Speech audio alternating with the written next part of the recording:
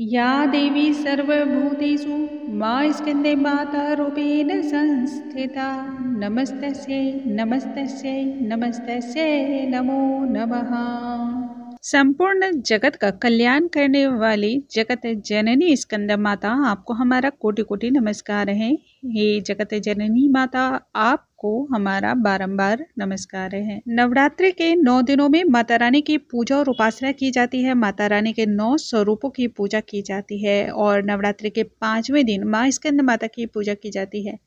माता स्कंद माता की पूजा करने से यदि कोई मंद बुद्धि का है तो वह भी ज्ञानी हो जाता है। और इसके साथ यदि आपको वाणी से जुड़ी हुई कोई भी दिक्कत है तो आपकी वाणी में बहुत ही ज्यादा जो है ना लोचकता आती है, आकर्षक व्यक्तित्व हो जाता है। माँ स्कंद माता की पूजा करने से जहाँ सोनी गोद भर जाती है, वहीं इनकी पूजा से अलौकिक तेज और कांति की प्राप्ति होती है। माता रानी की पूजा से परम शांति एवं सुख का अनुभव होता है और समस्त इच्छाएं भक्तों की पूर्ण होती हैं। माता स्कंद माता की पूजा करने से आपकी जो भी संतान है वह बहुत ही ओजस्वी होती है, दिव्य गुणों से युक्त मानी जाती है और संतान कुल के नाम को रोशन करने वाली होती है।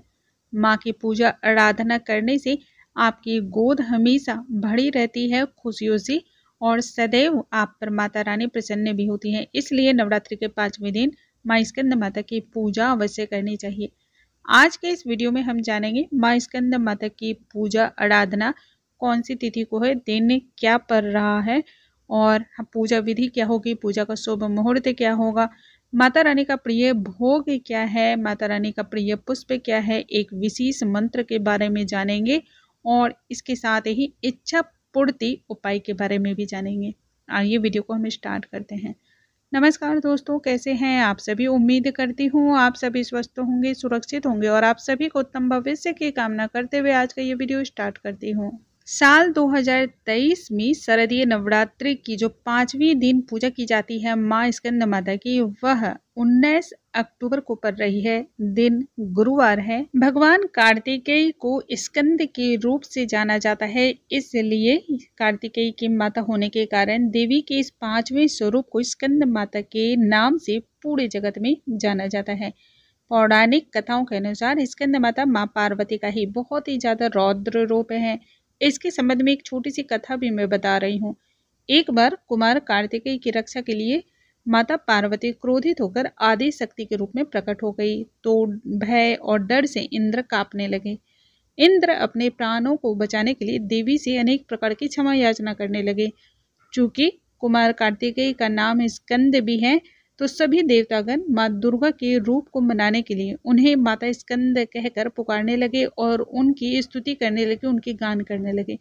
तभी से माँ दुर्गा के 5वें स्वरूप को स्कंद माता कहा जाने लगा और उनकी पूजा 5वें अधिष्ठात्री रूप में होने लगी। इस दिन आप यदि स्कंद माता की पूजा करते हैं तो कार्तिकेय की पूजा भी अपने आप ही हो जाती है, क्योंकि स्कंद माता की गोद में कार्तिकेय विराजमान है।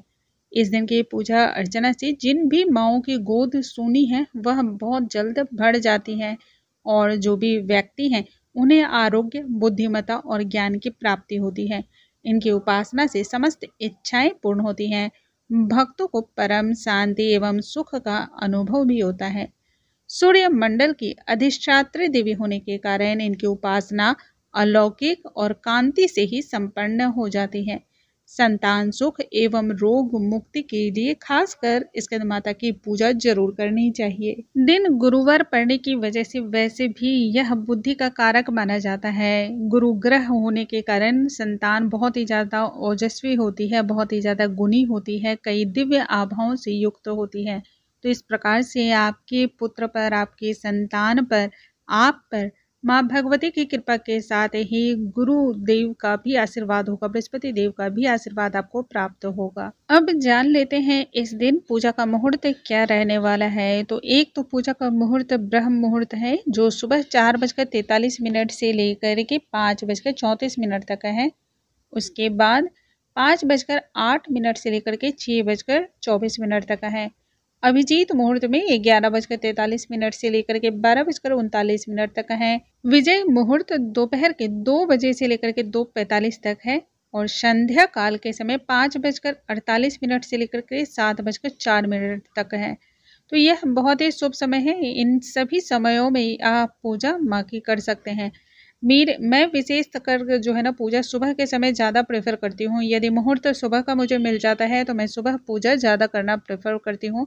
सुबह के समय कोई भी चीज़ आप करते हैं ना तो बहुत ही शांत मन से करते हैं, बहुत ही निर्मल मन से करते हैं।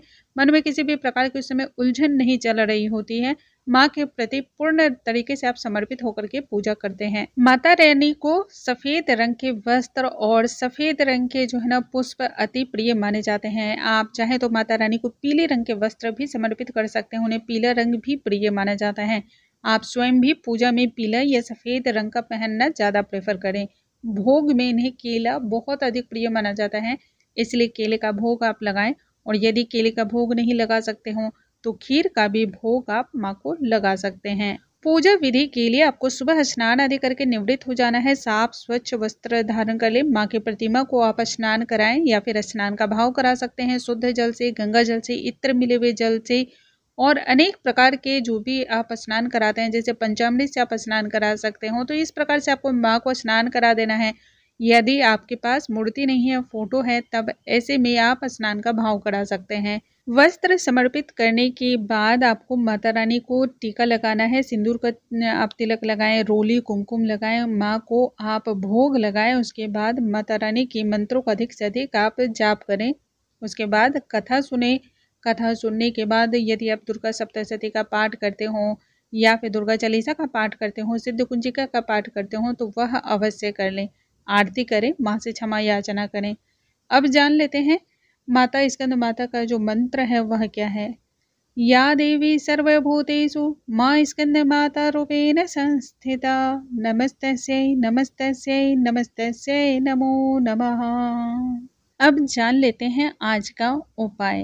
दोस्तों, यदि घर में हमेशा जो है ना एक भारीपन सा महसूस रहता हो या फिर आपको घर से ज़्यादा बाहर अच्छा फील ज़्यादा होता हो या फिर ऐसा लगता हो कि घर में जो है ना आते ही बीमारी हमेशा परेशान करती है या फिर अन्य प्रकार की चिंताएं आपको घेर लेती हैं और आपसी जो भी घर के सदस्य हैं उनमें प्रेम का भाव ना हो, सौहार्दपूर्ण वातावरण ना हो, तब ऐसे में नवरात्रि के 9 दिनों में सुबह और शाम दोनों ही समय लौंग का धुआं 9 लौंग लेना है, साबुत लौंग लेने हैं।